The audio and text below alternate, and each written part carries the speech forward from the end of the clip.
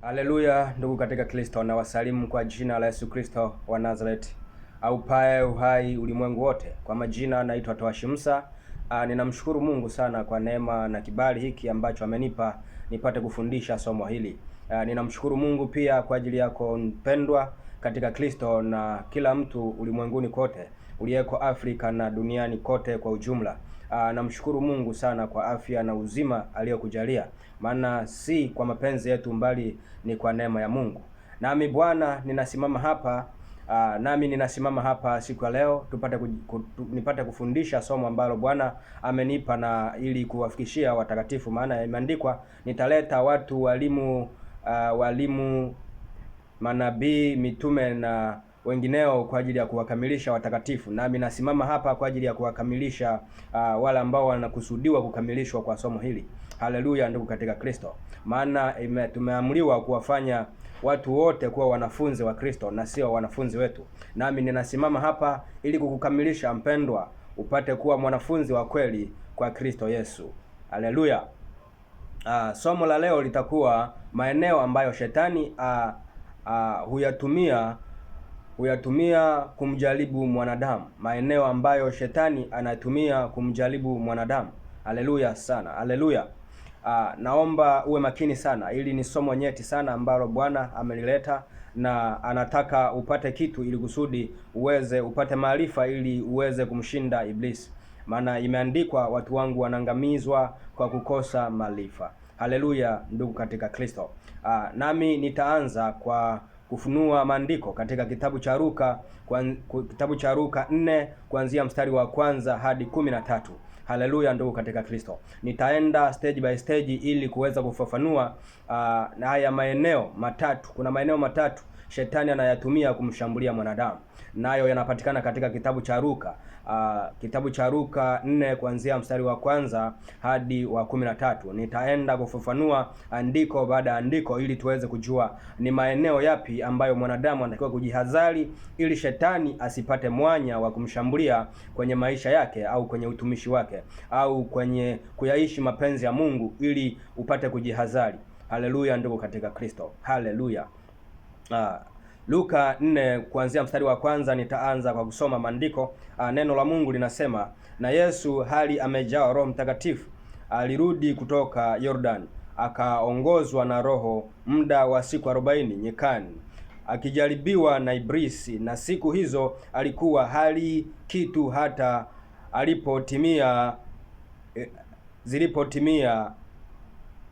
zilipotimia aliona njaa. Haleluya, ndugu katika Kristo. Hata siku zilipotimia 40 aliona njaa, maana alifunga usiku na mchana siku 40. Na hapa alikuwa amejawa na Roho Mtakatifu.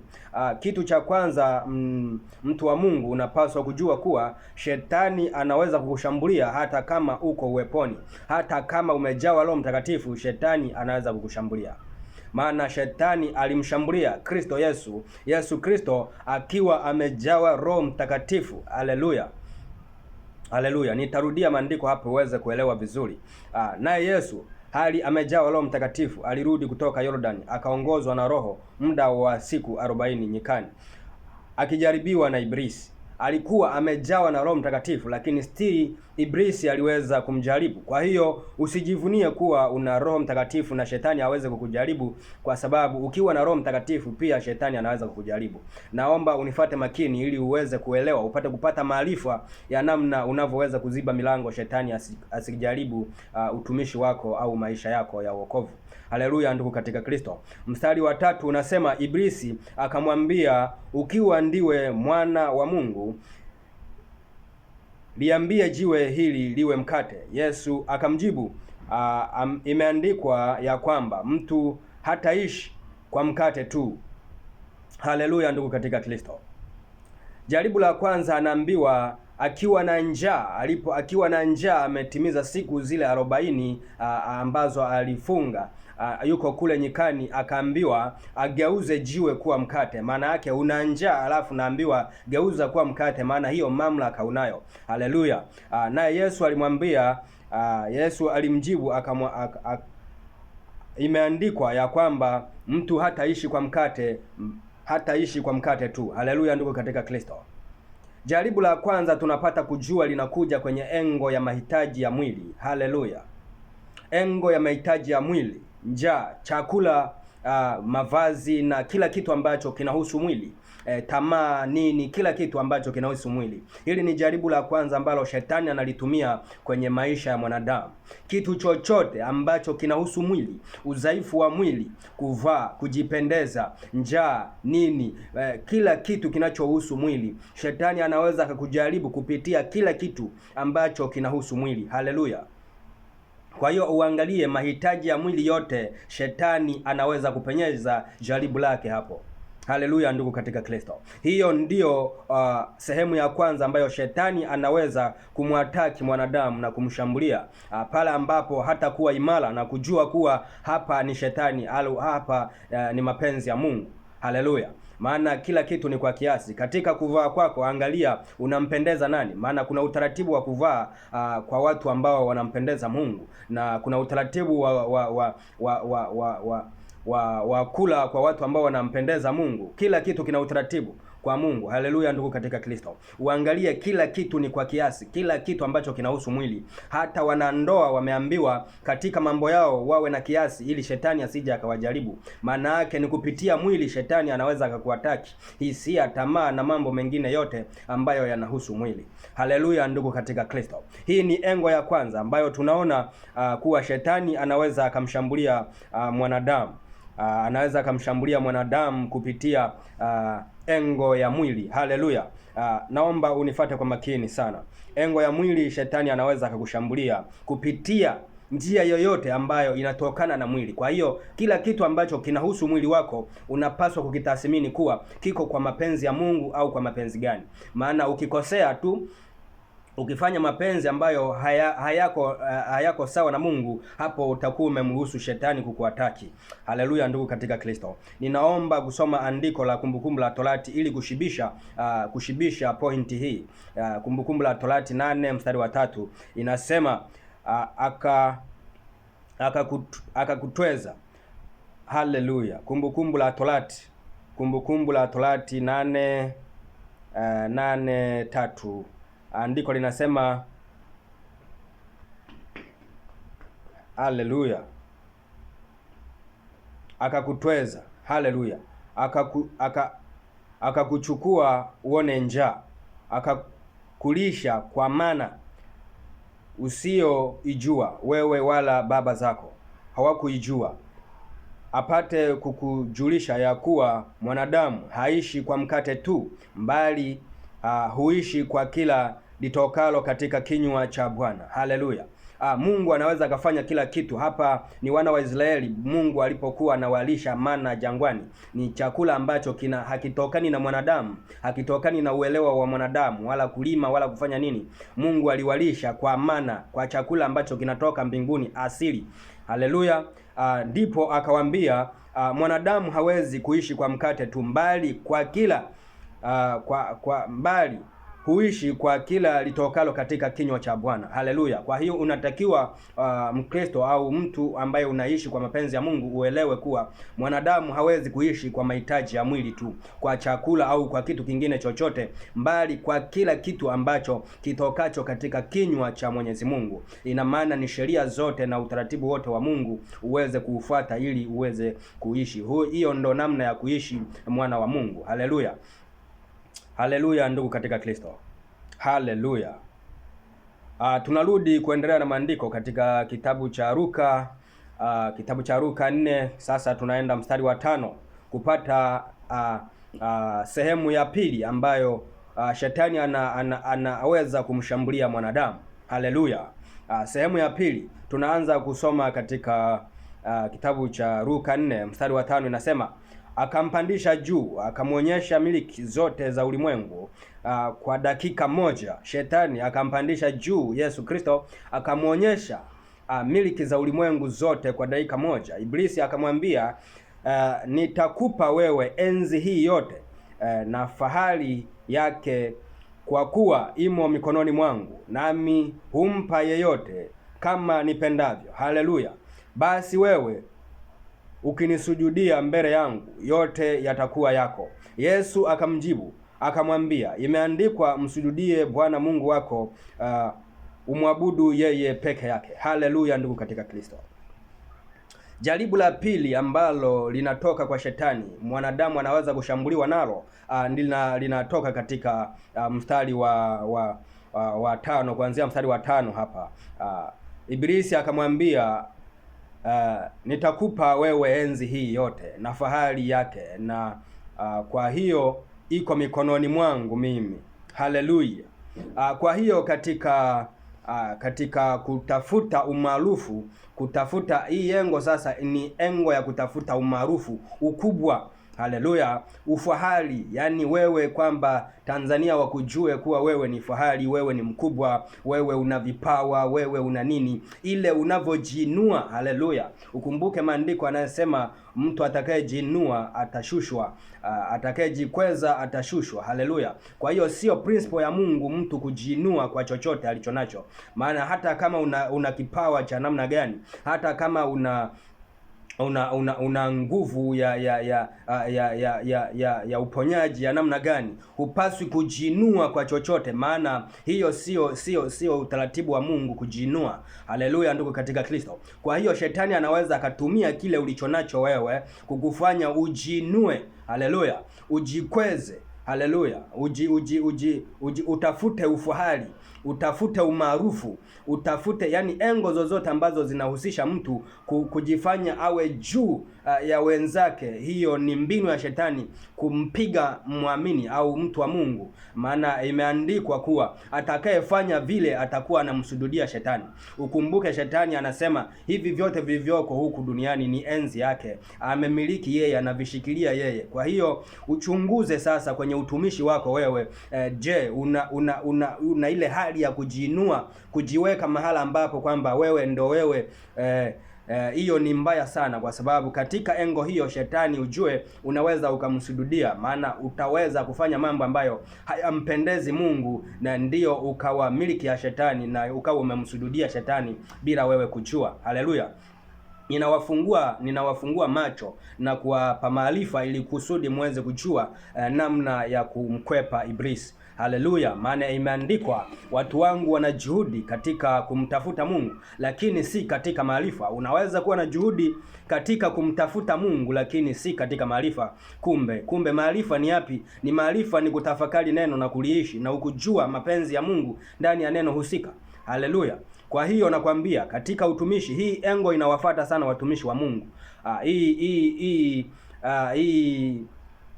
Hatua ya pili ya shetani kumshambulia mwanadamu ambayo tunajifunza leo, inamlenga sana mtumishi wa Mungu pale ambapo anahitaji kujiweka juu ya wenzake. Anajiona yeye ndo ana mamlaka kuzidi wenzake, yeye ndo ana vipawa, yeye ndo ana neema kuzidi wenzake.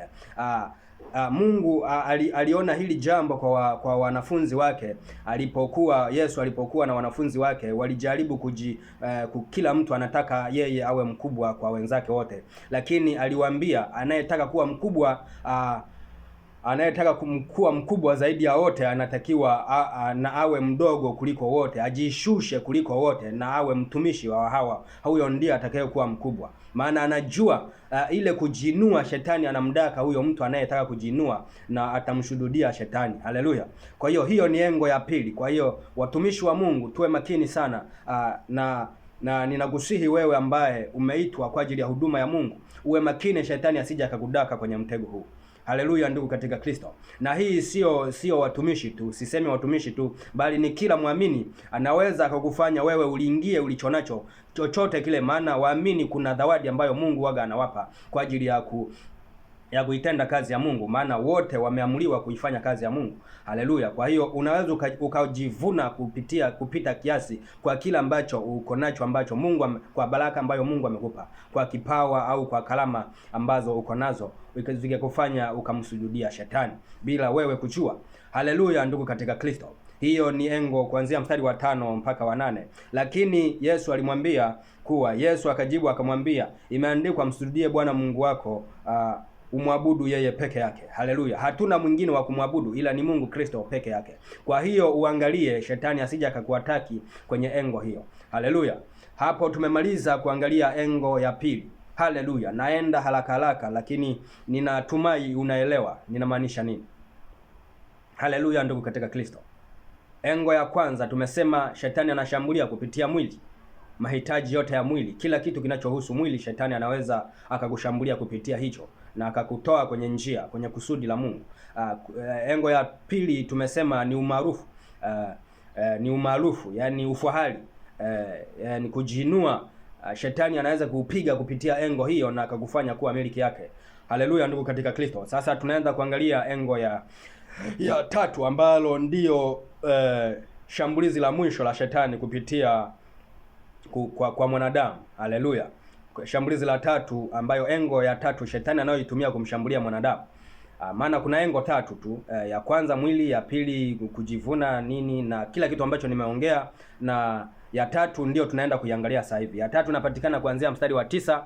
Tutaenda kusoma mstari wa 9. Neno la Mungu linasema, akamuongoza mpaka Yerusalemu, akamweka juu ya kinara cha hekalu, akamwambia, ukiwa ndiwe mwana wa Mungu, jitupe chini, kwa maana imeandikwa, atakuagizia malaika zake wakulinde. Haleluya. Imeandikwa atakuagizia malaika zake wakulinde. Hapa engo ya tatu tunaona shetani anakushambulia kupitia neno. Haleluya. Shetani anajua neno, kwa hiyo shetani atakuja kwa njia ya neno. Haleluya ndugu katika Kristo. Kwa hiyo uangalie, uwe makini, usome Biblia uielewe vizuri. Ndiyo maana ni vizuri kwa Wakristo wote kusoma Biblia na kuimaliza, ili shetani asije akakushambulia kupitia neno ambalo pengine hujawahi kulisoma. Ukasema leo hii kuna watu unawaambia Mungu hapendezwi na kusuka, maana ni machukizo. Usivae suruali, maana ni mavazi yampasayo mwanaume. Wewe ni mwanamke, kwa hiyo ni machukizo mbele za Mwenyezi Mungu. Anakwambia imeandikwa wapi? Kwa sababu huyo shetani ashamshambulia kwa neno, kwa sababu hajui hilo neno limeandikwa wapi na hajui linamaanisha nini. Hajui kuwa anamkosea Mungu wake. Kwa hiyo shetani anakushambulia kwa kupitia neno. Haleluya. Anamwambia imeandikwa, jitupe, jirushe hapa kutoka juu ya mnara, lakini malaika wa Bwana wakutakudaka, maana imeandikwa. Sasa alinukuu wapi hili neno imeandikwa? Na anamshawishi Yesu ajitupe kwa kwenda kinyume na neno la Mungu. Kwa hiyo yani ajitupe kwa lazima, alafu Mungu atende. Yani ni kama unamlazimisha mtu Mungu fanya. Kwa hiyo hata kama kuna andiko ambalo umepewa na Mungu kwamba utalindwa, sasa usifanya kwa vile Yesu atakulinda au Mungu atakulinda, maana kufanya hivyo utakuwa unamjaribu Bwana Mungu wako. Haleluya ndugu katika Kristo. Sasa hebu tuangalie kuwa hili neno la malaika watakudaka limeandikwa katika kitabu gani. Twende katika kitabu cha Zaburi 91. Zaburi 91. Zaburi 91 kuanzia mstari wa 10 hadi wa 11. 10 hadi 11 imeandikwa, mabaya hayatukupata wewe, wala tauni haitaiharibu hema yako, kwa kuwa atakuagizia malaika zake wakulinde katika njia zako zote. Haleluya. Kwa hiyo shetani alinukuu andiko hili kumrubuni Yesu, kwenda kinyume, kumjaribu Mungu. Haleluya. Yaani anakuambia andiko ulitekeleze, lakini ukilitekeleza unakuwa umemjaribu Mungu. Kwa hiyo anatumia neno, anatumia andiko lililoandikwa ili wewe akuingiza kwenye mtego wa kutenda dhambi kwa Mungu wako. Kwa hiyo uchunge katika engo hii. Shetani anatumia maandiko, maana shetani anajua maandiko. Shetani ni kiumbe kilichotoka mbinguni, kwa hiyo kinaelewa kila kitu. Kwa hiyo hapa sasa anakuataki kupitia andiko hilo, kwamba wewe si ni nani, fanya hivi ili uende kinyume na neno. Haleluya ndugu katika Kristo. Haleluya, haleluya. Kwa hiyo kwa engo hiyo shetani anaweza kukushambulia kwa namna hiyo. Engo ya tatu shetani anakushambulia kupitia andiko. Haleluya. Tuendelee mstari wa 11. Luka 4:11 inasema, na ya kwamba mikononi mwao watakuchukua, usije ukajikwaa mguu wako katika jiwe. Haleluya. Ya kwamba atakuchukua, malaika watakuchukua, na ya kwamba mguu wako usije ukajikwaa katika jiwe. Na hiyo pia inapatikana katika Zaburi ya 91 hiyo, mstari wa 12. Zaburi 91 mstari wa 12. Haleluya, haleluya ndugu katika Kristo. Zaburi 91 mstari wa 12. Ngoja niangalie mpendwa, Zaburi 91 mstari wa 12. 91 mstari wa 12 inasema, mikononi mwao watakuchukua, usije ukajikwaa mguu wako katika jiwe. Haleluya! Kwa hiyo shetani ananukuu andiko alafu anakuletea ili ulitende, lakini namna unavyoenda kulitekeleza hilo andiko ni namna mbaya ambayo itasababisha wewe umjaribu Mungu. Ndiyo maana katika kitabu cha Luka hapa Yesu alimjibu Luka 4 mstari wa 10 na ngapi? Mstari wa 11 wa 12, Yesu alimjibu akamwambia, imeandikwa, usimjaribu Bwana Mungu wako. Haleluya! Usimjaribu Bwana Mungu wako. Haleluya! Kwa hiyo shetani anakuletea andiko kweli ambalo limeandikwa kwenye Biblia, sio kama ni uongo, lakini ukilitekeleza kwa namna utakayoitekeleza yeye, namna ambayo anakwambia ulitekeleze, hiyo namna itafanya wewe umjaribu Mungu. Haleluya! Kwa hiyo ndiyo maana Yesu alimwambia kuwa imeandikwa, usimjaribu Bwana Mungu wako. Haleluya! Maana kufanya hivyo ni kwenda kinyume na utaratibu wa Mungu, na utakuwa umeingia hatiani, na utakuwa umenasa kuwa kwenye mikono ya shetani. Haleluya! Ukumbuke shetani anavyofanya hivi vyote, lengo lake kubwa ni kukutoa kwenye kusudi la Mungu, na kisha uwe kwenye miliki yake, akufanye kama anavyotaka yeye. Haleluya, ndugu katika Kristo. 13 inasema, basi alipomaliza kila jaribu, Ibilisi akamwacha aende zake kwa muda. Haleluya, ndugu katika Kristo. Alipomaliza kila jaribu, inamaanisha majaribu ni matatu tu.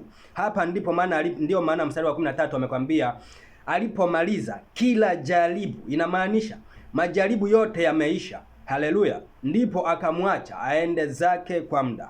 Haleluya, shetani akamwacha aende zake kwa muda. Sasa akikuacha, akikutumia haya majaribu matatu, alafu akikushindwa, anakuacha uende zako kwa muda. Sio kwamba ameacha kabisa, maana shetani ni king'ang'anizi. Kwa hiyo atarudi kuja kukuataki tena. Sasa njia ambayo kuja kukuataki, anakuja tena kutumia njia hizi tatu, lakini anakutafuta sasa muda ambao wewe umejisahau, na muda ambao wewe anacheza na timing yako. Sasa hapa anacheza na maarifa kwamba huyu mtu yuko kwenye situation fulani, sasa nikichomeka hili anaweza akanasa kwenye mtego wangu na atakuwa amenisujudia mimi. Haleluya, ndugu katika Kristo. Haleluya, haleluya. Katika mstari wa 12 tusome Kumbukumbu la Torati hapa. Kumbukumbu la Torati 6 mstari wa ngapi? Wa 16. Kumbukumbu la Torati 6 mstari wa 16 inasema, 6 mstari wa 16, neno la Mungu linasema, msimjaribu Bwana Mungu wenu kwa kama mlivyomjaribu huko Musa.